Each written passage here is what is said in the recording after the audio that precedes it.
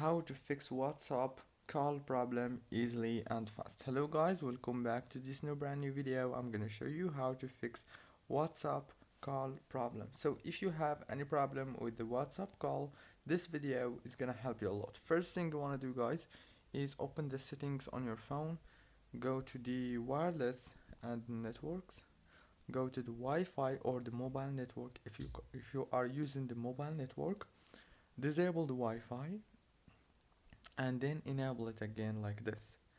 And now go back, open the apps manager page on your phone and scroll until you find the WhatsApp app right here. If you didn't find it, you can just search for it here in the search bar. Click on WhatsApp and then click on data usage. Make sure that all those options are enabled. Click on this force stop and that's it. Don't forget to like, subscribe. Thank you for watching.